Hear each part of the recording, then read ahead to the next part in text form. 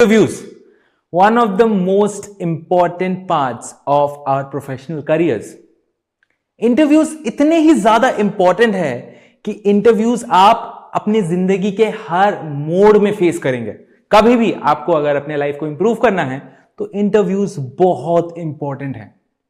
और इंटरव्यूज इतने इंपॉर्टेंट है इसीलिए सबको एक तरीका जानना है जिसको यूज करके वो इंटरव्यूज में सक्सेसफुल हो सकते हैं। सबको एक ऐसा मेडिसिन चाहिए जिसको लेते ही वो इंटरव्यूज में सक्सेसफुल होने लगे और वो अपने जॉब्स को और बेटर कर सके। लेकिन देखिए, ऐसा कोई मेडिसिन मार्केट में तो अवेलेबल नहीं है, ना ही मैं आपको दे सकता हूं। लेकिन इंटरव्यूज के कुछ तरीके होते हैं, इंटरव्यूज को हैंडल करने का एक पर्टिकुलर माइंडसेट होता है। अगर हम उस माइंडसेट में जा पाए, उन ट्रिक्स को यूज कर पाए, तो हम इंटरव्यूज में बहुत अच्छे से परफॉर्म कर सकते हैं। तो चलिए आज की इस वीडियो में हम इंटरव्यूज के बारे में डिस्कस करते हैं। तो इंटरव्यूज बहुत इंपॉर्टेंट है और इंटरव्यू में पूछे जाने वाला पहला सवाल जो है वो भी बहुत इंपॉर्टेंट है। तो एक इंटरव्यू में आपसे सबसे पहले क्या सवाल पूछा जा सकता है? देखिए, मोस्टली हर इंटरव्यू में सबसे पहला सवाल आपको एक ही पूछा जाएगा, tell me something about yourself. अरे बाप रे, ये क्वेश्चन तो बहुत कॉमन है, ये क्वेश्चन तो आए दिन लोग हमसे पूछते हैं। लेकिन जब इंटरव्यू में आपसे ये क्वेश्चन पूछा जाता है तो इस क्वेश्चन का अलग मीनिंग होता है।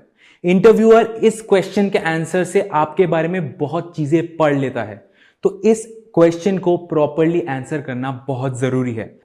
आप कैजुअली इस क्वेश्चन को अप्रोच नहीं कर सकते, आपको इस क्वेश्चन को बहुत सीरियसली लेना होगा और इस क्वेश्चन को पहले से प्रिपेयर करना होगा। तो इस क्वेश्चन को सही तरीके से कैसे आंसर करते हैं वो देखने से पहले हमें यह देखना होगा कि इस क्वेश्चन को आंसर करने के गलत तरीके कौन से हैं, क्योंकि इन गलत तरीकों को हमें हर कंडीशन में अवॉइड करना है।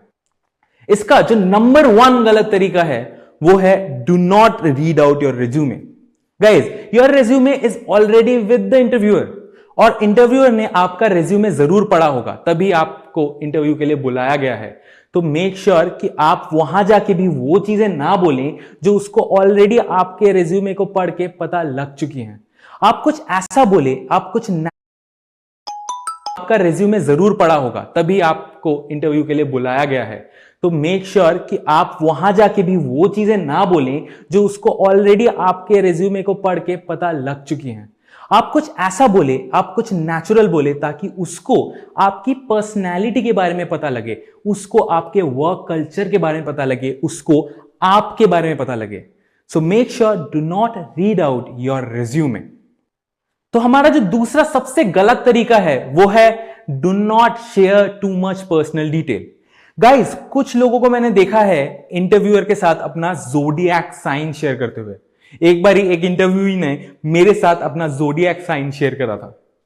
ये सारा इररिलेवेंट इंफॉर्मेशन है, किसी को ये इंफॉर्मेशन नहीं चाहिए। इंटरव्यूअर आपके ज़ोडिएक साइन के साथ इंटरेस्टेड है ही नहीं, उसको आपके बारे में जानना है, आपके एक्सपीरियंस के बारे में जानना है, आपके वर्क कल्चर के बारे में जानना है। तो अपने पर्सनल डिटेल्स को आप अपने पास रखिए और इंटरव्यूज में शेयर मत करिए। अगर आपको अपने बारे में कुछ बोलना है, कुछ पर्सनल डिटेल शेयर करनी है, तो थोड़ा बहुत आप अपनी ओरिजिन के बारे में और क्वालिफिकेशन के बारे में बात कर सकते हैं। वो पर्सनल डिटेल्स इंपॉर्टेंट होती हैं, लेकिन बाकी पर्सनल डिटेल्स पर्सनल है, अपने पास रखिए। तो हमारा जो थर्ड सबसे गलत तरीका है इस क्वेश्चन को आंसर करने का वो है डू नॉट लुक कंफ्यूज्ड। ये क्वेश्चन आपके बारे में है, आप अपने बारे में बात कर रहे हैं। अपने बारे में बात करते हुए कौन कंफ्यूज होता है? मेरे को पता है कि इंटरव्यूज में आप बहुत ज्यादा नर्वस हो जाते हैं, मैं भी नर्वस होता हूं इंटरव्यूज में आज तक। लेकिन आपको अपने नर्व्स को पकड़ के रखना है और नर्वस नहीं होना है। आपको कॉन्फिडेंट दिखना है, कंफ्यूज्ड बिल्कुल मत दिखिए। और स्पेशली इस क्वेश्चन का आंसर करते हुए तो बिल्कुल कंफ्यूज नहीं होना है, क्योंकि ये क्वेश्चन आपके बारे में है। कल को मेरे पास कोई इंटरव्यू अगर आता है और वो इस क्वेश्चन में कंफ्यूज होता है तो मैं तो उसको सिलेक्ट करूंगा नहीं और कोई भी इंटरव्यूअर उसको नहीं सिलेक्ट करेगा। सो ये क्वेश्चन आपके बारे में है। So guys, make sure you do not look confused. So guys, ये तो थे गलत तरीके इस क्वेश्चन को आंसर करने के। इस क्वेश्चन को आंसर करने का सही तरीका क्या है? तो सबसे पहले हमें यह याद रखना होगा कि इस क्वेश्चन को आंसर करने के लिए हमारे पास मैक्स टू मैक्स 2 से 3 मिनट का टाइम है, और इन 2 से 3 मिनट में हमें हमारे बारे में जो जो चीजें अच्छी हैं, जो जो चीजें हमें एम्प्लॉयबल बनाती हैं, जो जो चीजें हमें उस पर्टिकुलर जॉब के लिए परफेक्ट बनाती हैं, ये सारी चीजें बोल देनी है। और इसको बहुत क्रिस्प रखना है क्योंकि हमारे पास टाइम बहुत ज्यादा नहीं है। So make sure guys, you talk about everything that is good about you and you make it very crisp. आपको थोड़ी बहुत अपनी पर्सनल डिटेल्स ऐड करनी होंगी, जैसे आप अपने क्वालिफिकेशन के बारे में थोड़ी बहुत बातें कर सकते हैं, आप अपने ओरिजिन के बारे में भी थोड़ी बहुत बातें कर सकते हैं, लेकिन मेक श्योर दैट आपके जो प्रोफेशनल एक्सपीरियंसेस हैं, आपकी जो क्वालिफिकेशंस हैं, आप उनको तो पक्का मेंशन करिए, क्योंकि वो चीजें आपको एक एड ऑन देती हैं, आपके लिए एक पॉजिटिव इफेक्ट रखती हैं इंटरव्यूज में। तो हमें अभी ये क्लियर है कि टाइम हमारे पास कम है और हमें बहुत कुछ बोलना है, और इस पर्टिकुलर आंसर को इस तरीके से फ्रेम करना है कि इंटरव्यूअर को 2 से 3 मिनट में आपके बारे में हर अच्छी चीज पता लग जाए। तो चलिए इस आंसर को फॉर्मुलेट करते हैं। अगर कोई मेरे से यह सवाल पूछता है तो मैं कुछ इस तरीके से जवाब देता हूं। Hello, my name is Saurabh Chaudhary. I live in New Delhi, India.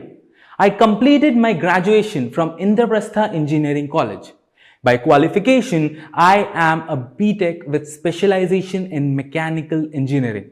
I am a people's person. I love to work in teams.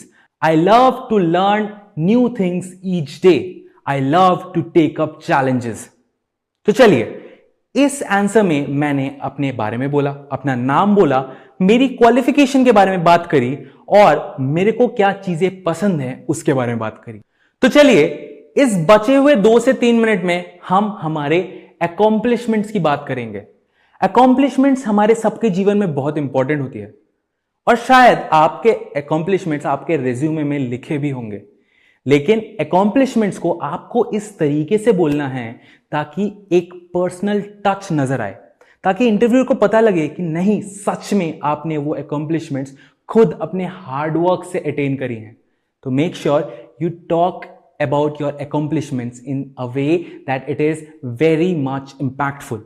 आप उन अकॉम्प्लिशमेंट्स के रास्ते में जो एक्सपीरियंस करते हैं उनके बारे में भी बात कर सकते हैं, बिकॉज एक्सपीरियंसेस वैलिडिफाई योर अकॉम्प्लिशमेंट्स।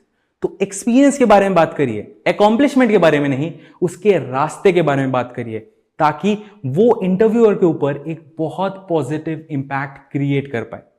तो चलिए, ये तो हो गया हमारे इस क्वेश्चन को आंसर करने का तरीका।